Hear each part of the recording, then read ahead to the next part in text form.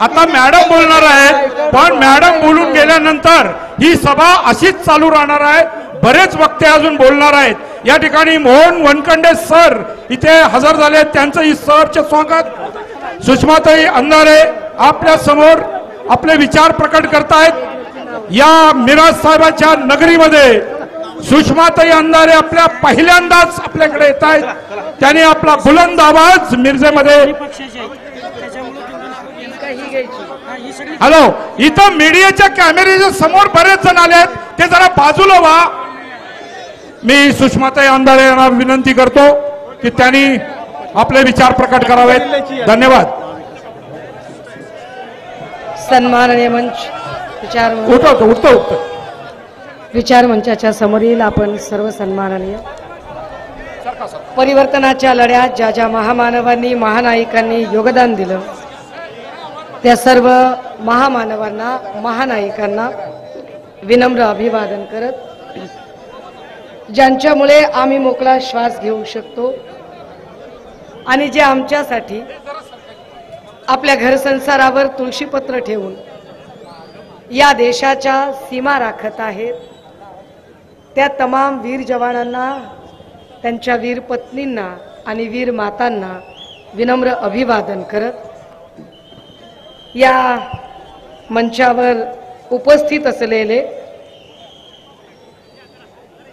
सन्माननीय संजय विभूतेजी, बजरंग पाटील, संजय काटे, चंद्रकांत मगुरे, सिद्धार्थ जाधव, महादेव मगदूम, विशाल सिंग राजपूत, महादेव हुलवान, सूरज पाटील, ज्योती दांडेकर, मैनुद्दीन बागवान, बाळासो होनमोरे, दिनकर पाटील, अभिजित हारगे, भास्कर शिंदे, बाळासो भंडारे, समीर कुपवाडे, कोतवालजी, तद्वतच अण्णासो कोरे, सुभाष खोत, पैलवान संजय मेंढे, संभाजी पाटील, मोहन वनखंडे, CR सांगलीकर, धनराज सातपुते, अयाजभाई नायकवाडी, अण्णा सोखोत, जाहीर मुजावर, नरगिस सय्यद या मंचावर येऊन महाविकास आघाडीला ज्यांनी पाठिंबा दिला त्या सगळ्यांचे आम्ही ऋणी आहोत। त्यापैकी महत्त्वाचे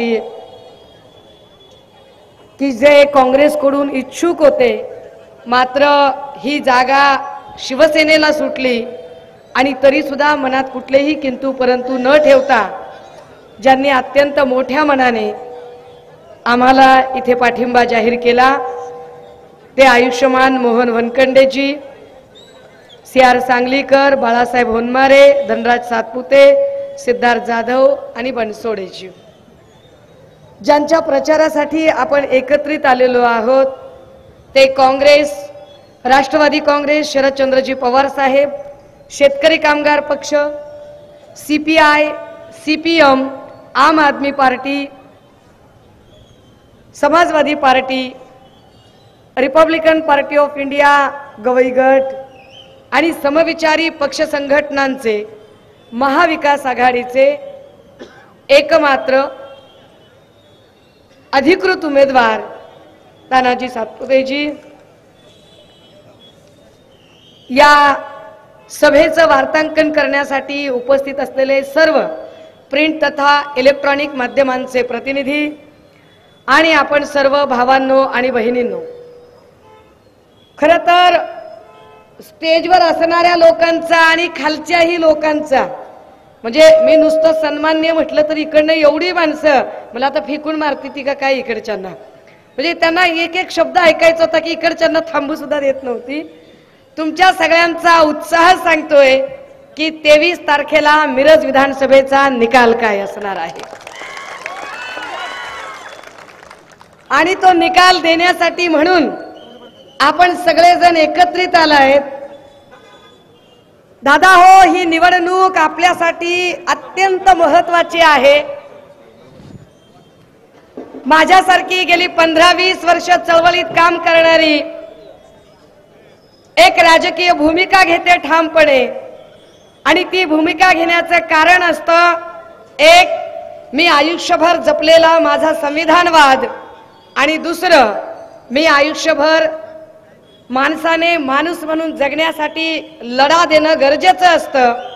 ती लढा देण्यासाठीची जी भूमिका आम्ही जपलेली आहे त्यातून मला असं वाटलं की एका संवेदनशील कार्यकर्त्याने जी भूमिका घ्यायला हवी, बाकी सत्तापाठ आल्यावर सत्तेसाठी सत्तेच्या मागे जाणारे असंख्य लोक असतात, पण आपण सत्तेच्या मागे न जाता आपण सत्याच्या सोबत गेलो पाहिजे आणि म्हणून एक भूमिका घेतली। ही भूमिका का घेतली होती याचं जरा कारण नीट समजलं पाहिजे। दादा हो, लोकसभेची निवडणूक झाल्यानंतर देवेंद्र फडणवीस आणि भाजपा यांनी एक शब्द फार बोलून बोलून बुळबुळीत गुळगुळीत केला, तो शब्द होता फेक नरेटिव्ह। मुळात फेक नरेटिव्हचं महानिर्मिती केंद्र स्वतः देवेंद्र फडणवीस आणि भाजपा आहे। या फेक नरेटिव्ह वाल्यांनी एक नरेटिव्ह इथं सेट करायचा प्रयत्न केला होता की मुख्यमंत्री असताना उद्धव ठाकरे आम्हाला भेटलेच नाही। आपल्या सगळ्यांच्या समोर एक भूमिका स्पष्ट केली पाहिजे। सन्माननीय पक्षप्रमुख उद्धव साहेब निवडणुका साधारणतः नोव्हेंबर मध्ये झाल्या होत्या, त्याही वेळेला निकाल लागले आणि दिवाळीच्या नंतर सत्ता स्थापन झाली, म्हणजे 19 साल उजळलं होतं आणि 20, 21, 22 अशी 2 वर्ष। पण ही 2 वर्ष फक्त महाराष्ट्र किंवा फक्त भारत नाही तर सबंध जगभरातली लोक कोरोनाने झुंज देत होते। सबंध जगभरामध्ये कोरोनाने हाहाकार माजवला होता। माणसं माणसाला ओळखायला तयार नव्हती। अगदी आपल्या जवळचा, अगदी आपला लगतेल जिगर नूरे नजर जरी कुणी गेला तरी आपण त्याला स्पर्श करू शकत नव्हतो। इतकी मोठी नैसर्गिक आपत्ती आपल्या सगळ्यांवर होती।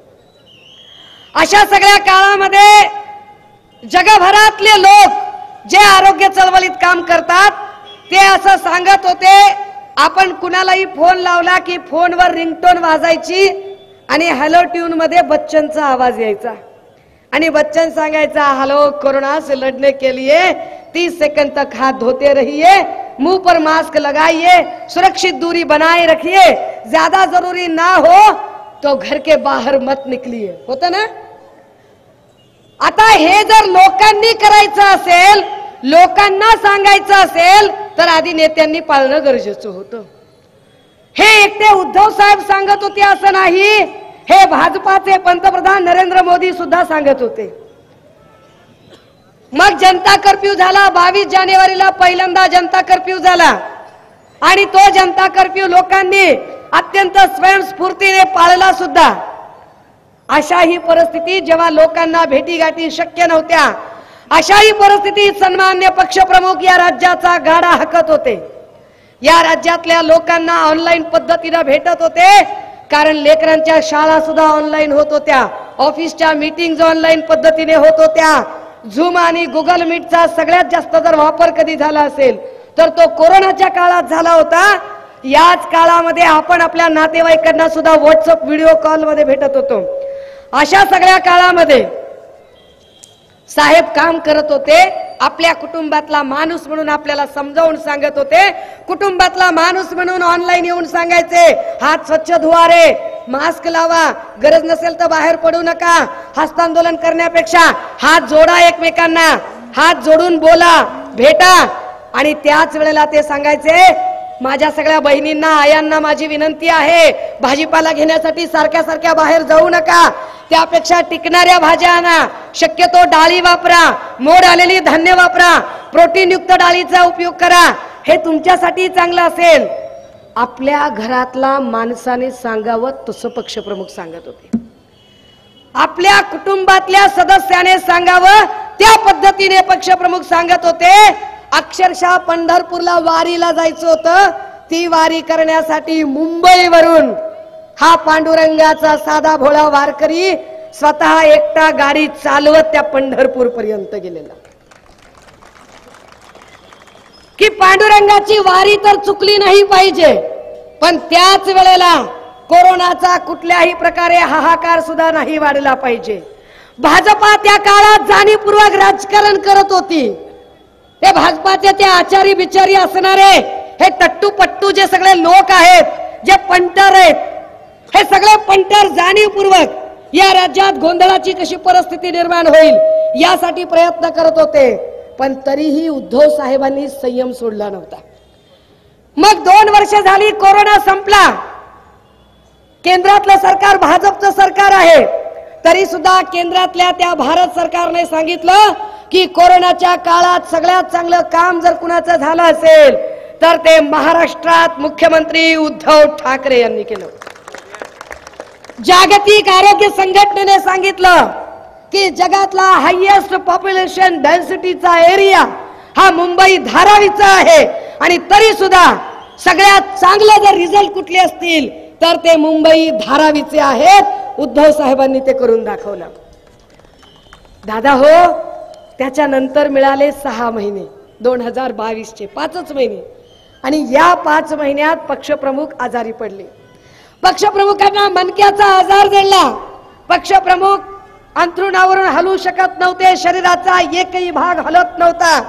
माणूस जगतो का मरतो अशी परिस्थिती निर्माण झाली. मृत्यूच्या दारेमध्ये उद्धव साहेब अडकलेले होते.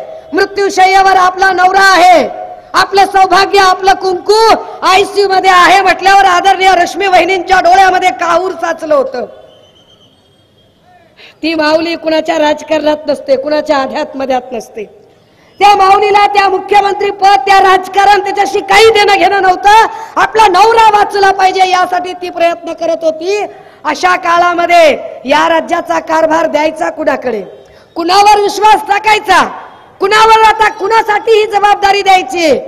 आणि साहेबांनी आदित्यदादांना सांगितलं, आदित्यदादा आले, आदित्यदादांना सांगितलं की चल सगळ्यांची मीटिंग कर, एक गटनेता निवड आणि एकाला जबाबदारी दे. जबाबदारी द्यायची ठरली. कुणाला जबाबदारी द्यावी? मुंबईमध्ये रिक्षा चालवायला एक माणूस आला, शिवसैनिक झाला, शाखा प्रमुख झाला, शाखा प्रमुखचा गटप्रमुख झाला, पुढे नगरसेवक म्हणून निवडून आला, विभाग प्रमुख झाला, महापौर झाला, आमदार झाला, मंत्री झाला, नगर विकास मंत्री झाला. साहेबांचा विश्वास जिंकलाय. साहेब बिचारे देव भोळे, साहेब बिचारा सरळ साधा माणूस, साहेब बिचारा त्याला छक्के पंजे माहित नाही, सरळ साधं राजकारण. 5 दिवसापूर्वी एकनाथ शिंदे म्हणाले, 5 दिवसापूर्वी एकनाथ शिंदे म्हणाले की मला उद्धव ठाकरेंनी हलक्यात घेतलं म्हणून मी सरकार पाडलं. बरोबर आहे एकनाथ शिंदेचं, खरंच त्यांना हलक्यात घेतलं. वाटलंच नाही की हा माणूस गद्दारी करेल, वाटलंच नाही की हा माणूस पाठीत खंजीर खुपसेल, वाटलंच नाही की ज्या नेत्याने आपली एवढी ऐपत घडवली, ज्या नेत्याने आपल्याला एवढं मोठं केलं, ज्या नेत्याने आपली वर्षा सह्याद्रीवर वावरण्याची हैसियत बनवली, त्याच्याच पाठीत खंजीर खुपसून कपट कारस्थान षडयंत्राचं राजकारण करून त्याच्याच कुटुंबाला रस्त्यावर आणण्यासाठी हेच एकनाथ शिंदे भाजपशी हात मिळवणी करतील. स्वप्नातही वाटलं नव्हतं. जेव्हा साहेब आजारी आहेत तेव्हा हे सगळं राजकारण झालं. आणि त्या राजकारणाचा सूत्रधार कोण होता? प्यादे सोडा, सूत्रधार होते देवेंद्र फडणवीस. जे देवेंद्र काय म्हणलात? मला काय ऐकायला आलं नाही बाबा. आता या सगळ्या सूत्रधाराने एवढा काही महाराष्ट्र अस्थिर केला का बोललं पाहिजे देवेंद्र फडणवीसांवर? मुख्यमंत्री पद हिरावून घेतलं म्हणून नाही. अरे पण तुम्ही एक सरकार अस्थिर केलं. सरकार अस्थिर झाल्याचा परिणाम काय झाला? सरकार जर अस्थिर झालं तर मोठमोठे इंडस्ट्रियलिस्ट पैसे गुंतवत नाहीत, मोठमोठे इंडस्ट्रियलिस्ट इन्व्हेस्टमेंट करत नाहीत. आणि नेमका हाच प्रॉब्लेम झाला की सरकार अस्थिर झालं आणि त्यानंतर दर क्षणाला वाटायचं की हे सरकार पडतं का राहतं. आणि त्या सगळ्यांमध्ये इथला एक एक एक उद्योग गुजरातला जात होता. नोकऱ्या तर राहिल्याच नाही. राजा हो, गेल्या 2.5 वर्षात कुठली नोकर भरती झाली? ना आरोग्य भरती झाली, ना कृषी सहाय्यक भरती झाली, ना तुमच्या जिल्हा परिषद नगर परिषदेच्या सिनियर क्लार्क ज्युनियर क्लार्कच्या भरत्या झाल्या, ना इतर कुठल्या भरत्या झाल्या. एकही नोकर भरती झाली नाही. नोकर भरती झाली नाही म्हणून कंपन्यांमध्ये काम करायला जावं म्हटलं पुण्या मुंबई सारख्या ठिकाणी, तर तिथं कंपन्या राहिल्या नाही. पाप केलं कुणी? एकनाथ शिंदेंनी. मग या सगळ्यात आपल्याला एक गोष्ट कळते की भाजपने एकनाथ शिंदेंचीच निवड का केली या नोकरीसाठी. भाजपने या मुख्यमंत्री पदासाठी एकनाथ शिंदेंनाच का निवडलं? हे सगळं गद्दारीचं कारस्थान करण्यासाठी एकनाथ शिंदेंनाच का निवडलं? कारण एकनाथ शिंदेंनी प्रत्येक उद्योग गुजरातला नेताना मी कुठेच आडवा येणार नाही, मी एक वेळ महाराष्ट्राशी गद्दारी करेन, मी महाराष्ट्र द्रोह करेन, पण मी तुमचा गुलाम म्हणून कुठे कमी पडणार नाही, ही कमिटमेंट दिली होती. आणि त्या कमिटमेंट पोटी हे सगळं झालं. राजे हो, हे सगळं चालू असताना प्रत्येक मंत्रालयाचा कारभार काय चालू होता? काय काय मंत्रालयाचे कारभार चालू होते? अरे कोरोना काळात जेवढे बल्क मृत्यू झाले नाही तेवढे बल्कने मृत्यू आता तानाजी सावंतच्या काळात झाले. त्या नांदेडच्या रुग्णालयात एका रात्रीतनं 18 मृत्यू, कळव्याच्या रुग्णालयामध्ये एका रात्रीतनं 32 मृत्यू, चेंगराचेंगरीमध्ये स्त्री सदस्यांचे 100 पेक्षा जास्त मृत्यू, इकडे संभाजीनगरच्या घाटीमध्ये एका रात्रीत 28 मृत्यू. कसला आरोग्य मंत्री निवडला? कृषी मंत्री बी तसाच, त्याला आऊत कळत नाही, जोत कळत नाही, नांगर कळत नाही, पाळी पेरणी कळत नाही, खुरपण कळत नाही, खताचं प्रमाण कळत नाही, त्याला विमा कळत नाही, त्याला काय अवकाळी पाऊस कळत नाही, असला कृषी मंत्री. आणि कामगार मंत्री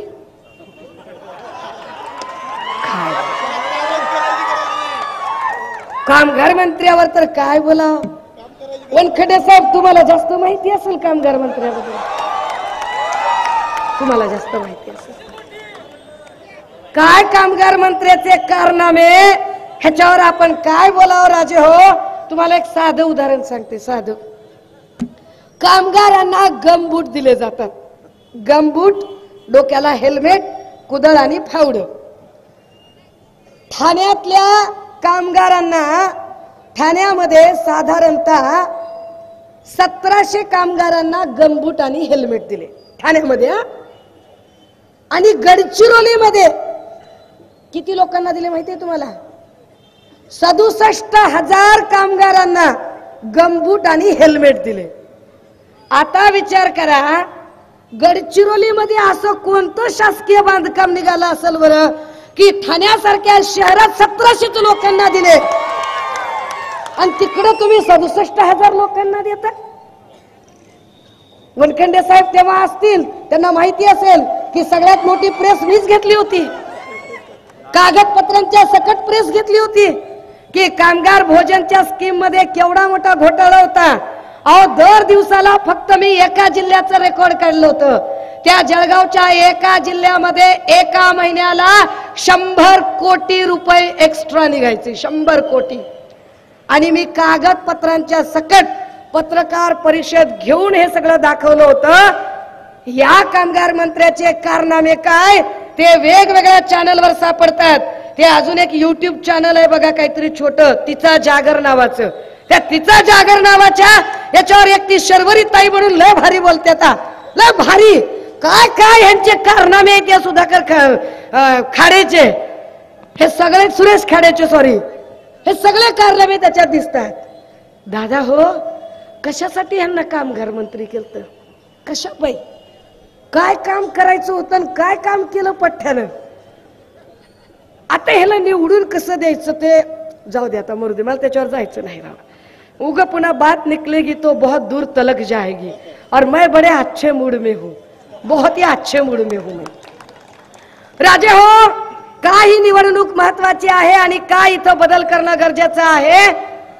हा महाराष्ट्र सुसंस्कृत महाराष्ट्र, सभ्य महाराष्ट्र, सज्जन महाराष्ट्र. या महाराष्ट्रामध्ये 18 पगड जातीचे लोक गुण्या गोविंदाने एकत्रित नांदतात. या महाराष्ट्रामध्ये मराठा, साळी, माळी, कोळी, तेली, तांबोळी, आतार, बागवान, सुतार, लोहार, कुंभार, माकडवाले, अस्वलवाले, गारोडी, दरवेशी, बेरड, बेस्तर, बेलदार, घिसाडी, कैकाडी, पारधी, आराधी, भराडी, गोंधळी, सिक्कलगार, चित्रकती, ही सगळी माणसं गुण्या गोविंदानं एकत्र नांदतात.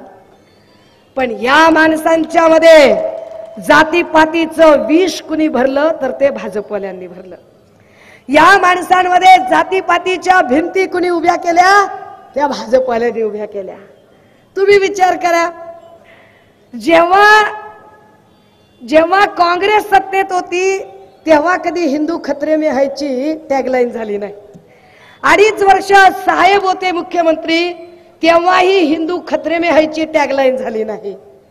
आता भाजपची सत्ता आहे, केंद्रात भाजपची सत्ता, राज्यात भाजपची सत्ता, आणि हे पट्टे सांगतात हिंदू खतरे में है. अगर हिंदू खतरे में है और तुम बोल रहे कि हम हिंदू का राज्य चला रहे, तो तुम क्या गोट्या खेल रहे क्या फिर? हाँ, कैसा हिंदू खतरे में है? कहां से हिंदू खतरे में है? काय त्यांना सूर सापडत नाहीये इलेक्शनचा, त्यांना निवडणुकीचा सूर सापडत नाहीये. त्यांना हे पक्क कळलंय की लाडकी बहीण बिन काय म्हणल्यानं काय फरक पडत नाही. काय जरी केलं तरी जनतेच्या मनात लाडकं कोण म्हटलं तर जनतेच्या मनातले लाडके नेते म्हणून उद्धव साहेबच पुन्हा पुन्हा सर्वेत दिसतात. त्यामुळे त्यांचा प्रॉब्लेम झालाय. बायका तर तोंडावर सांगतात तुझ्या 1500 टिकल्या काय जाळायच्यात काय, लेकी बाळीची आबरू सुरक्षित नाही, काय करायचंय तुझ्या 1500चं, तोंडावर सांगतायत बायका. अरे दादा हो, तुम्ही विचार करा की सगळेजण, तुम्ही सगळी शहाणी माणसं आहेत, माझ्यापेक्षा लय हुशार ज्ञानी माणसं आहे तुम्ही. अरे तुम्ही तुमच्या बहिणीला लेकीला दुनियाचा लग्नात खर्च केला असेल, बहिणीचं शिक्षण केलं असेल, लग्नाचा खर्च केला असेल, ऋण पाणी काढून पैसे काढून कर्ज काढून बहिणीचं लग्न लावलं असेल, तिच्या लग्नात काय भांड कुंड, काय mixer cooker fridge TV sofa काय वाटेल ते दिलं असेल. दिलं का नाही? जगरीत आहे काय, जगा वेगळं केलं का? जगाची रीत आहे, सगळ्यांनी केलं, तुम्ही केलं. तुम्ही कधी बहिणीच्या लग्नात बॅनर लावला का? लाडक्या बहिणीला लग्नात मिक्सर दिला, 2000 रुपयाचा, आता 2200ला, त्याच्या आता 4000ला बी झाला असेल मिक्सर. लाडक्या बहिणीला 20,000चा कलर टीव्ही दिला, लावला बॅनर. हा, अरे कधी बहिणीच्या सासरी गेला असेल तिला भेटायला तर गावचा वानुळा घेऊन गेला असेल, ऐका नाही, कधी आंबे घेऊन गेला असताल, कधी ज्वारी, कधी गहू, कधी घनसाळ तांदूळ घेऊन गेला असताल, हा, कधी अजून काही कारलं दोडकं काही शेतातला भाजीपाला घेऊन गेला असाल. जाता जाता बहिणीला भेटून येताना बहीण म्हणली असेल, अरे दादा तुझ्या दाजीची लय गडगड चालली बघ, आणि तुझ्या भाच्याला बी लय ताप आलाय, दाजीचा पगार काही झाला नाही. तुम्हाला बहिणीबद्दल प्रेम वाटलं, खिशात हात घातला, बहिणीला तुम्ही 10-5 रुपये दिले. तुम्ही बस स्टँडला येऊन बॅनर लावला का? लाडक्या बहिणीला 50 किलो घनसाळ तांदूळ देऊन आलो, लावला नाही? लावला का केलं नाही? तुम्हाला बहिणीचं नातं कळतं, तुम्हाला बहिणीच्या नात्याची मर्यादा कळते. तुम्ही बहिणीच्या गरिबीची टिंगल उडवत नाही, अजिबात टिंगल उडवत नाही. हे बदमाश काय करायला लागले? ह्यांना बहीण कळते. बहीण कळत असती तर बहिणीला दिलेल्या 1500 टिकल्याचा बॅनर लावला असता होय ह्यांनी. बरं ह्यांनी कोणता खिशातलं काढून दिलं का? ह्यांच्या बापजाद्याच्या प्रॉपर्ट्या विकून दिल्या का ह्यांनी? हा, काय देवेंद्र फडणवीसनं काय नागपूरचा रेशीम बागेचा बंगला विकून दिला का? अजित पवारनं बारामतीची प्रॉपर्टी विकून दिली? हा, का एकनाथ शिंदेनं ती तापोळीची जमीन विकून दिलंय? ह्यांनी आपलेच पैसे होते, आपल्याच जीएसटीचे, आपल्याच टॅक्सचे पैसे होते, आपल्या पैशावर त्यांचा बॅनर. हाँ, हमारे खत में तुम्हारा सलाम कायको रे भाई, कायको करने का? तुमको सलाम लिखने का तो तुम्हारा खत तुम्हारी तुम लिखो ना, ये कायको धंदे कर रहे तुम? दादा हो, या सगळ्यांच्या मध्ये लक्षात ठेवा, जर त्यांनी सोयाबीनचा भाव दिला असता, कापसाचा भाव दिला असता, ऊसाचा भाव दिला असता, आमच्या फळबागांच्या व्यवस्थित किमती ठरवल्या असत्या, आमचं आयात निर्यात धोरण व्यवस्थित ठरवलं असतं, तर 1500 वर अवलंबून राहायची गरज पडली नसती, लाखोने पैसा आमच्या हातात खेळला असता. पण मुळात तुम्ही आम्हाला आर्थिक दृष्ट्या भुके कंगाल करून टाकलं. आर्थिक दृष्ट्या तुम्ही आमच्या हातात काहीच ठेवलं नाही. हा आमचा प्रॉब्लेम आहे. का सत्ता बदलायची आहे? काय गरज आहे ही सत्ता बदलायची? ही सत्ता बदलणं गरजेचं आहे, कारण या राज्यामध्ये लेकी बाळी सुरक्षित नाहीत. 70 वर्षाची आजीही सुरक्षित नाही आणि 3 वर्षाचं बाळही सुरक्षित नाही. बदलापूरची घटना तुमच्या सगळ्यांच्या डोळ्यासमोर आहे. 3 वर्षाचं बाळ 3 ज्या लेकराच्या समोर आपण बलात्कार शब्द उच्चारायला सुद्धा घाबरतो घरात, एवढ्या छोट्या बाळाच्या समोर आपण तो शब्द सुद्धा उच्चारत नाही, एवढ्या छोट्या लेकराच्या सोबत दुष्कर्म होतं आणि देवेंद्र फडणवीस आरोपीला वाचवतात, त्या आपल्याला वाचवायचा प्रयत्न केला जातो। जेव्हा आम्ही तिथे आंदोलन करायला बसतोय आणि पत्रकार भगिनी आमची एक बातमी कव्हर करायला जाते, त्यावेळेला शिंदेचा एक मस्तवाल माजलेला माणूस म्हणतो, काय तू आम्हाला प्रश्न विचारतेस, जणू काय तुझ्यावरच बलात्कार झालाय का। आम्ही तक्रार करायला जातो, 7 तास उन्हात बसलो की अरे तक्रार लिहून घ्या, 7 तास उन्हात बसलो तरी शिंदेचा तो माणूस वामन म्हात्रे त्याची तक्रार, त्याच्यावर FIR झाली नाही आणि FIR झाली 7 तासानंतर आणि त्याला जामीन मिळाला 2.5 तासामध्ये। काय परिस्थिती आहे, गोरगरिबांच्या लेकरांची किंमत नाही यांच्या नजरेमध्ये। काय मस्तवाल पद्धतीने बायकांबद्दल बोलतात, तिकडे कधी खासदार संसद रत्न सुप्रियाताईंच्या बद्दल बोललं जातं, कधी माझ्याबद्दल संभाजीनगर मधला एखादा त्यांचा बेताल आणि बदमाश आमदार बोलत राहतो। काल परवा तिकडे सुजय विखे यांच्या स्टेजवरून कोण तो देशमुख का काय माणूस तो जयश्री थोरात यांच्याबद्दल वाह्यातपणे बोलला, तर इथे तुमच्या बाजूला कोल्हापूरला धनंजय महाडिक आमच्या महिला भगिनींचे व्हिडिओ रेकॉर्ड करण्याची भाषा करतात। कशासाठी व्हिडिओ रेकॉर्ड करताय तुम्ही कोण, अशा काही पद्धतीने सांगायला लागला जणू काय तुम्ही प्रॉपर्टी विकून पैसे दिले, तुम्ही योजना आणत होतात की तुम्ही ब्लॅकमेल करत होतात। महिलांच्या बद्दल तुम्ही काय बोलताय, काय समजून बोलताय, कशासाठी। काल परवा आपण त्या दानवेंचा एक व्हिडिओ बघितला, रावसाहेब दानवेंचा, काय लात मारते वाघ, तुम्ही नीट काळजीपूर्वक बघा अशी लात कोण मारते, असं मागच्या मागे पाय करून। काय धंदा आहे, किती सत्ता डोक्यात गेली आहे या लोकांच्या, काय मस्तीत येऊन बोलतात, काय मस्तीत येऊन वागतात। महिलांच्या बद्दल बोलताना तर तिकडे तो देवेंद्र भुयार एका महिला अधिकाऱ्याच्या सोबत बोलताना वाटेल त्या पद्धतीने बोलतो। महिला अधिकाऱ्यांना यांचे नेते मारहाण करतात, कर्मचाऱ्यांना मारहाण करतात, त्यावर कुणी काही बोलत नाही, FIR होत नाही। ही सगळी बेबंदशाही मोडून काढायची असेल तर आता महाविकास आघाडीचं सरकार आणावं लागेल। का महाविकास आघाडीचं सरकार आणायचे राजे हो, तर नीट समजून घ्या की महापुरुषांचा सन्मान आपल्याला राखता आला पाहिजे। एकनाथ शिंदेंनी छत्रपती शिवरायांच्या पायाशी जाऊन शपथ घेतली आणि शपथ पाळली नाही, खोटी शपथ घेतली। छत्रपती शिवराय म्हणजे आमच्या धमन्यातनं वाहणारा जिवंत इतिहास आहे। छत्रपती शिवराय म्हणजे महाराष्ट्राचा आराध्य आहे, आमचा श्वास आहे, आमचा ध्यास आहे। त्या आमच्या शिवरायांचा पुतळा, तो पुतळा बसवताना यांना कळलं नाही की पुतळा कसा बसवायचा आणि कसा नाही बसवायचा। ते समुद्र किनारी पुतळा बसवतात आणि तो पुतळा पडतो, पुतळा पडल्यावर काय भाषा, हे दीपक केसरकर, हे एकनाथ शिंदे यांना काही वाटतच नाही की अरे शिवरायांचा पुतळा पडलाय, आणि खुशाल म्हणतात ताशी 45 किलोमीटर वेगानं वारं वाहत होतं म्हणून पुतळा पडला।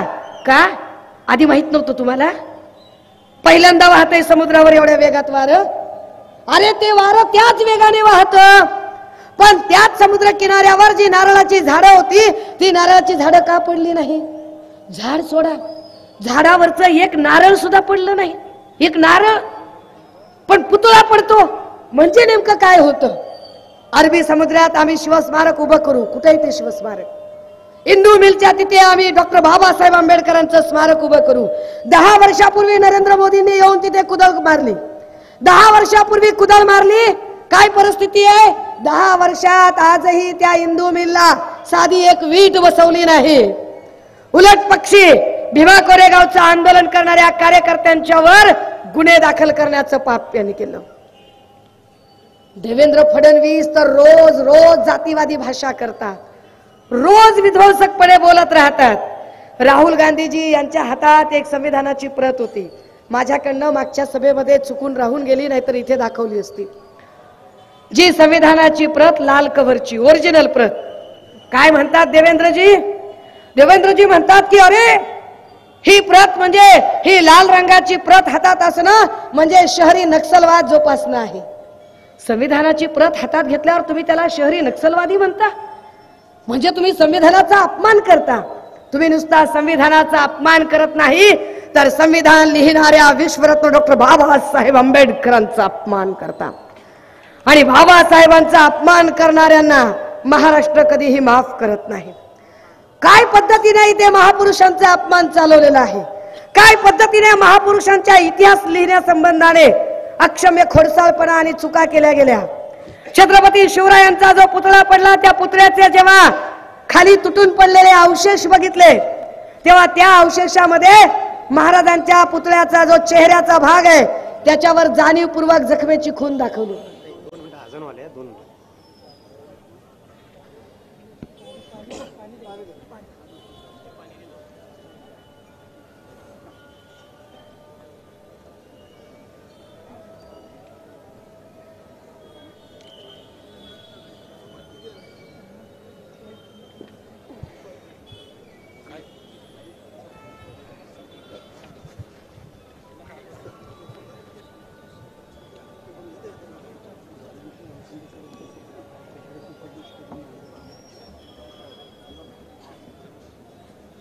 संपलं.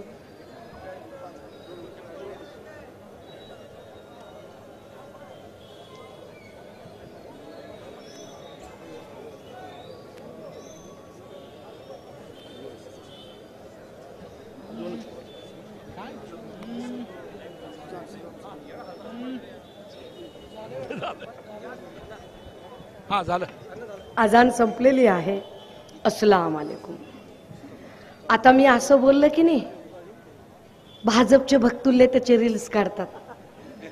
भक्तुल्ले एकदम भिकार भाजणी आहेत, 25 पैशाच्या हिशोबाने काम करणारे भक्तुल्ले क्रॉप करतात व्हिडिओ, फार मजेशीर क्रॉप करतात. उदाहरणार्थ मी एके ठिकाणी असं म्हटलं, म्हणजे कधीतरी 20, 25, 30 वर्षांपूर्वी काहीतरी मी बोलत होते आणि मी म्हटलं की अरे जर सगळं त्याने तयार केलंय, त्यानेच फुलं आणली, त्यानेच पानं आणली, त्यानेच झाड आणलं, त्यानेच जीव निर्माण केला, त्यानेच मोबाईल, हे जे काही दिसतंय सृष्टीमध्ये ते सगळं त्यानेच तयार केलंय. जे त्याने तयार केलंय तेच त्याला देण्यात काय हशील आहे. त्यापेक्षा या कर्मकांडापेक्षा जे त्याने तयार केलं नाही ते त्याला द्या. म्हणजे काय तर तुमच्या मनातला भाव त्याला अर्पण करा. ह्याच्यातलं सगळं त्यांनी बाजूला काढलं आणि त्या कर्मकांडाच्या वर जे बोलले तेवढाच व्हिडिओ क्रॉप काढला. असले बेकार इथं. मी सिल्लोड मध्ये गेले, म्हणजे इकडे खूप सारे आमचे मुस्लिम भाऊ आहेत म्हणून बरं का. मी सिल्लोड मध्ये गेले. सिल्लोड मध्ये अब्दुल सत्तारांच्या तिथे माझी महाप्रबोधन सभा होती आणि त्या महाप्रबोधन सभेमध्ये मी बोलत होते. बोलताना मी असं म्हटलं की ते म्हणतात आम्ही हिंदुत्वासाठी गेलो, आम्ही हिंदुत्वासाठी गेलो. हमारे 70 भाई किसके लिए गए जी? साधं वाक्य होतं. हमारे 70 भाई किसके लिए गए जी? क्योंकि जितना 70 भाई ईमान बहुत बड़ी चीज होती है और तुमको उद्धव साहब के साथ ईमान रखना चाहिए था जी. हाँ, तुम्हारी बहन बोल के बोल रहे हो कि तुमको ईमान रखना चाहिए था. और क्यों ईमान रखना चाहिए था? आता बघा बरं का भाजपवाल्यांनी काय केलं, म्हणजे बदमाशा काय असतात. मी असं म्हटलं कि 70 भाई कुरान कहता है कि सच्चा मुसलमान किसे कहते हैं, तो कुरान कहता है कि बिस्मिल्लाहिर्रहमानिर्रहीम अलहम्दु रब्बिल रहमानिर रहीम लीला लीला लिल्लाह मोहम्मद या रसूलुल्लाह. यह आयत कहते समय कुरान कहता है कि मुसलमान होने के 5 फर्ज जो अदा करता है वो सच्चा मुसलमान होता है. जो दिन में 5 बार की नमाज अदा करता है, जो अपनी कमाई का कम से कम 20% ज़कात में देता है, जो रमजान के पाक महीने में रोजे रखता है, जो जिंदगी में एक बार तो जाने का हज को जाने का हौसला रखता है और जो इस बात में इल्म करता है कि एक ना एक दिन कयामत आनी है, उस दिन मेरी गर्दन शर्मिंदगी से उसके सामने झुकनी न चाहिए. 70 भाई आपकी गर्दन शर्मिंदगी से झुकेगी जी. आप तन के नहीं खड़े रह पाओगे कयामत के दिन. त्यांनी काय केलं माहितीये भाजपवाल्यांनी, ह्याच्यातलं सगळं काढून टाकलं, ह्याच्यातलं सगळं काढून टाकलं आणि फक्त जी कुरानची आयात आहे ती आयात तेवढी क्रॉप केली. आणि बघा म्हणले बेगम सुषमा क्या बोल रही है. भाषा बघा बरं का. बोलो देखो देखो बोले बेगम सुषमा कुछ तो अल्लाह अल्लाह बोल रही है. अबे तुम्हाला काय धर्म कळला बे? काय धर्म कळला तुम्हाला? अरे जगातला कुठलाच धर्म कुणालाही हिंसा शिकवत नाही. जगातला कुठलाच धर्म द्वेष शिकवत नाही. जगातला प्रत्येक धर्म एकमेकांवर प्रेम करायला शिकवतो. आणि ज्या हिंदू धर्माबद्दल हे सगळे बदमाश बोलतात, मुळात त्यांना हिंदू धर्मच कळलेला नाही. कारण हिंदू धर्माची पहिली व्याख्या अशी आहे की कुटुंब संकटात असताना कुटुंबाला सोडून जायचं नसतं. आज माझं शिवसेनेचं कुटुंब संकटात आहे तर मी माझ्या कुटुंबाच्या सोबत थांबलं पाहिजे. पण हे बऱ्याच लोकांना कळत नाही आणि ते आपल्या बेगडी मुलाम्याने बोलत राहतात. दादा हो, का ही निवडणूक गरजेची आहे आणि का यावेळेला आपल्याला महाविकास आघाडीच्या सोबत राहायचं आहे? काही जण असं म्हणतायत की बघा बघा हरियाणाला तर निकाल लागला, त्यामुळे भाजप भक्तुल्यांना उकळ्या फुटतायत. ज्या भाजप भक्तुल्यांना उकळ्या फुटतायत त्यांना हे सांगितलं पाहिजे की अरे हरियाणामध्ये स्टेट वाईड चेहरा नव्हता, महाराष्ट्रामध्ये मात्र स्टेटला 2 मोठे चेहरे आहेत. आदरणीय शरदचंद्रजी पवार साहेब आणि आदरणीय उद्धव बाळासाहेब ठाकरे. हे 2 आश्वस्त करणारे चेहरे या राज्याला फार महत्वाचे आहेत. त्यामुळे या राज्याच्या निकालाची चिंता करू नका. मी आज 18व्या जिल्ह्यात आहे. 5 तारखेपासून राज्यभर फिरते, 18व्या जिल्ह्यात आहे आणि अत्यंत जबाबदारीनं, खात्रीनं आणि विश्वासाने सांगते की संबंध जिल्ह्यांमधून महाविकास आघाडीला प्रचंड अनुकूल वातावरण आहे. अनेक ठिकाणी महाविकास आघाडीने सुसाट मुसांडी मारलेली आहे. अर्थात भाजपवाले चिकार पैसे खर्च करत आहेत. सातपुते दादा, तुम्ही लय एवढं बी गरीबासारखं राहू नका. जरा निब्बर व्हा, जरा निब्बर व्हा. हिथं सुद्धा पैशाचा पूर येईल, हिथं सुद्धा खाडे भरपूर. त्याला का खर्चीले कुठून कष्ट करून आणले? त्याला काय उस्तुडीच्या कामावर गेला होता का? कुठं सोयाबीन खुरपायला गेला होता का? कापूस वेचायला गेला होता का? मिरची तोडायला गेलो होतं? लोकांचा हपापाचा माल गप्पा करायला काय लागले? ते पैसा चिकार ओतू द्या, बिनधास्त घ्या, कचकावून घ्या, दाबून घ्या. काय पैसे काय त्यांचे नाहीत. पैसे आपल्या जीएसटीचे आहेत, पैसे आपल्या कष्टाचे आहेत. आपल्या शेतमालाचा भाव दिला नाही त्याचे पैसे आहेत, आपल्या भावंडांचे पगार केले नाही त्याचे पैसे आहेत. उमेद संघटनेचे कित्येक कर्मचारी आंदोलन करून थकले, पण उमेद संघटनेच्या कर्मचाऱ्यांचे पगार झाले नाही. अंगणवाडी आशा वर्करचे पगार झाले नाही. 90,000पेक्षा जास्त होमगार्ड आहेत. या होमगार्ड लोकांचा प्रश्न आजही सुटला नाही.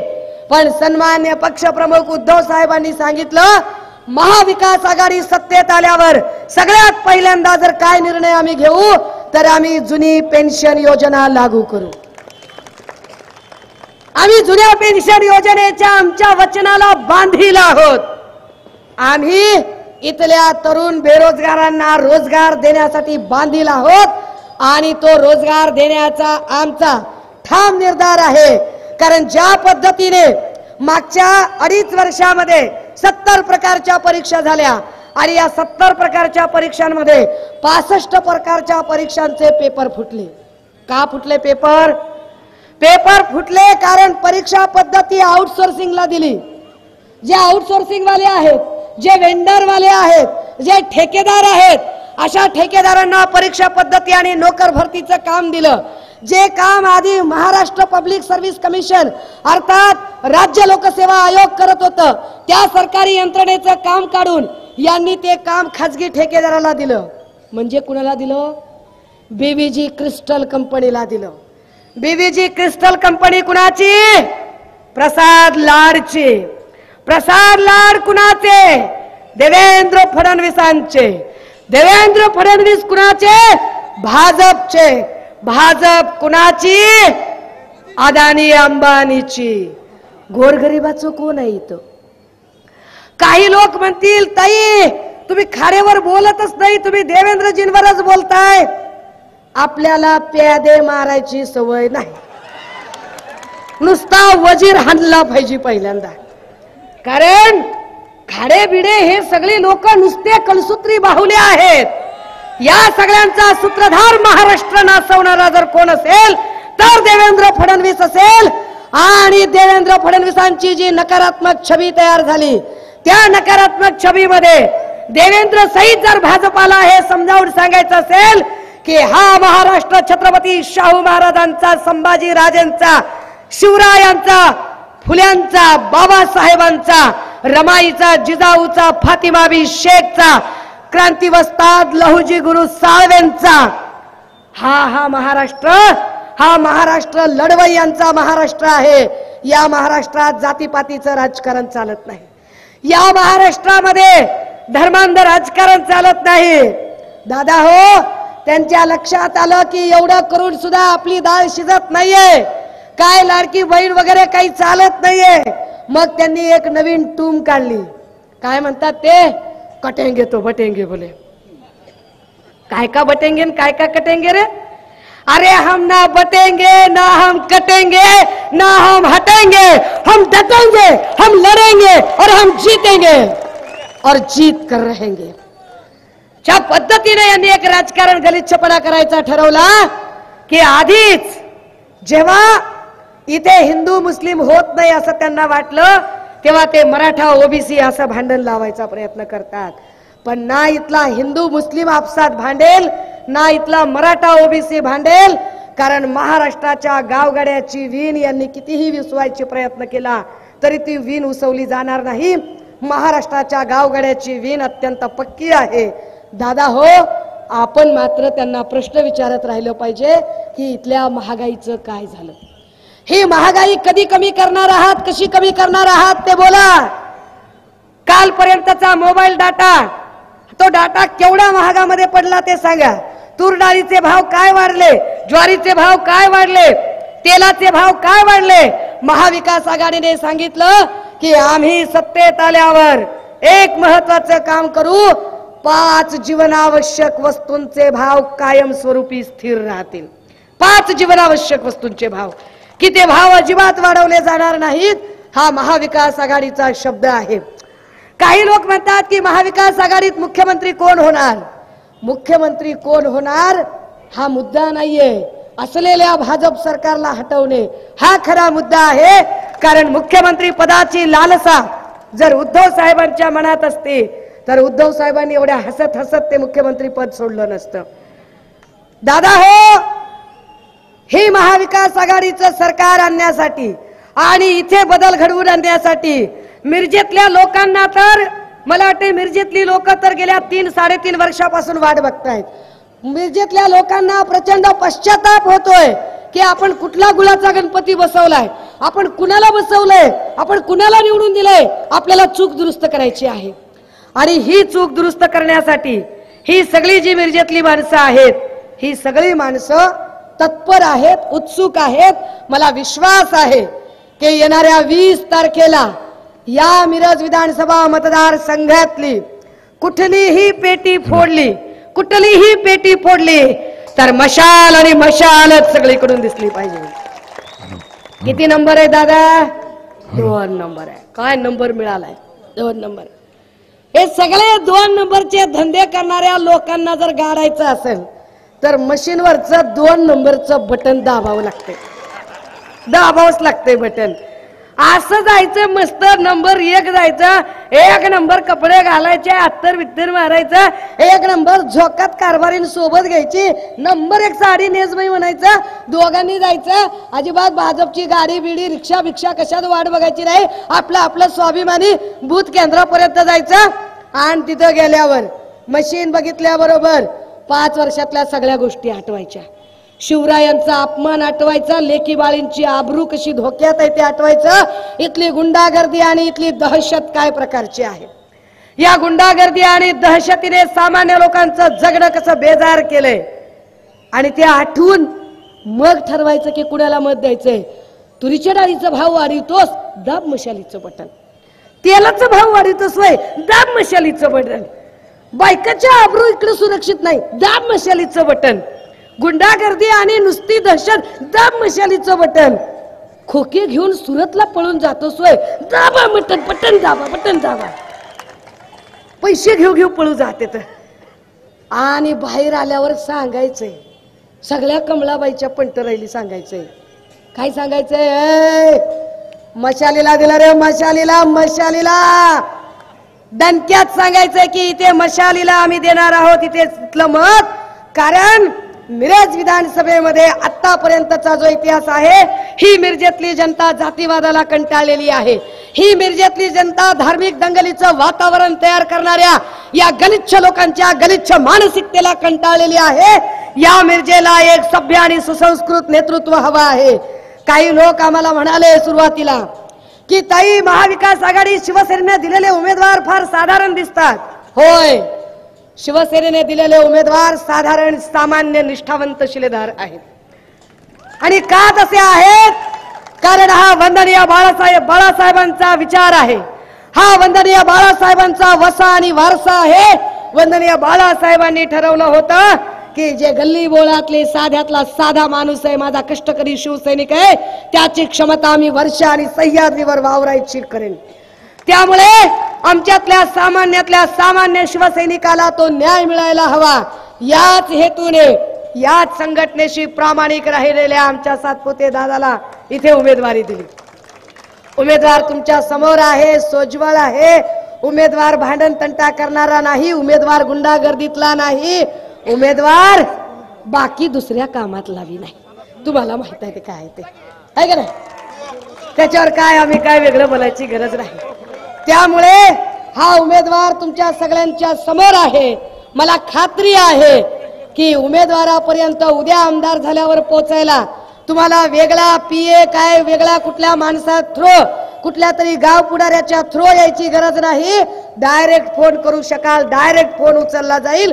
डायरेक्ट बोलू शकाल आणि उमेदवाराच्या वतीने उमेदवाराची बहीण म्हणून आणि शिवसेना उद्धव बाळासाहेब ठाकरे पक्षाची एक जबाबदार नेता म्हणून पदाधिकारी म्हणून ही स्वतः खात्री देते की उद्या सातपुते दादांकडे तुम्हाला काही काम आहे आणि तुम्हाला असं वाटलं की आमचा 2-3 रिंग मध्ये फोन उचलला नाही सुषमा अंधारेचा नंबर गुगलवर सगळीकडे उपलब्ध आहे तुम्ही ताकदीने आणि सरळपणे आमदाराची बहीण म्हणून सुषमा अंधारेला फोन करू शकाल आणि जाब विचारू शकाल की ताई तुमच्याकडे बघून आम्ही केलं होतं या सगळ्या लोकांचे मी पुनश्च एकदा आभार मानते मी पुनश्च एकदा आपल्या सगळ्यांना धन्यवाद देते आपण सगळ्यांनी जो वेळात वेळ काढला आणि आम्हा सगळ्यांना आशीर्वाद देण्यासाठी उपस्थिती दाखवली आपल्या सगळ्यांच्या उपस्थितीबद्दल आभार कुणाच्याही भावना दुखावण्याचा हेतू नव्हता पण तरी सुद्धा जर कुणाच्या खबऱ्या खुबऱ्यांच्या भावना दुखावल्या गेल्या असतील तर त्याला माझा नाईलाज आहे मी असंच बोलणाऱ्यांपैकी आहे थांबते रजा घेते जय हिंद जय महाराष्ट्र सभा संपलेली नाही सभा आहे अजून सर्वांनी आसनस्थ व्हावं थँक्यू सुषमाजी आपण मिरजेत प्रथम येऊन सगळ्यांचा हिशोब घेतला धन्यवाद